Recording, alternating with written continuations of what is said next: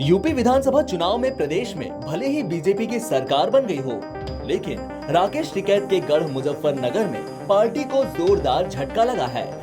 पिछले विधानसभा चुनाव में सभी 6 सीटों पर जीत दर्ज करने वाली बीजेपी की प्रतिष्ठा केवल 2 सीटों पर मिली जीत से ही बच पाई। विधानसभा चुनाव के दौरान पहले चरण की वेस्ट यूपी में हुई वोटिंग के बाद भारतीय किसान यूनियन के राष्ट्रीय प्रवक्ता राकेश टिकैत का दावा था कि भारतीय जनता पार्टी की वोट कोको यानी अदृश्य पक्षी ले जाएगी। काफी हद तक ये साबित भी हुआ है। टिकैत की कोको बीजेपी के काफी वोट ले गई। चुनाव परिणाम की तस्वीर से ये साफ है कि शुगर बाउल वेस्ट यूपी में टिकैत की बिरादरी यानी किसानों ने बीजेपी के कमल को काफी हद तक नापसंद किया। जिन 2 सीटों पर बीजेपी ने जीत दर्ज की, उनमें मुजफ्फरनगर की शहर सीट और खतौली सीट शामिल हैं। मुजफ्फरनगर की शहर सीट पर बीजेपी प्रत्याशी कपिल देव अग्रवाल ने 1,11,784 वोट लेकर रालोद गठबंधन के प्रत्याशी सौरभ स्वरूप को 19,684 वोट से हराया। वहीं खतौली सीट से बीजेपी के विक्रम सैनी ने लगातार दूसरी बार जीत दर्ज की। विक्रम सैनी ने 1,06,51 वोट लेकर रालोद के प्रत्याशी राजपाल सैनी को 16,384 वोट से हराया।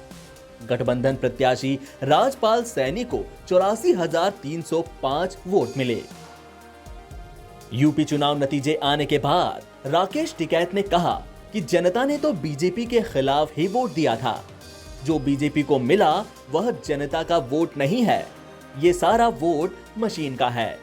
हमें पता है कि बीजेपी ने सिस्टम पर कब्जा किया हुआ है, इसीलिए देश में चुनाव बैलेट से होने चाहिए।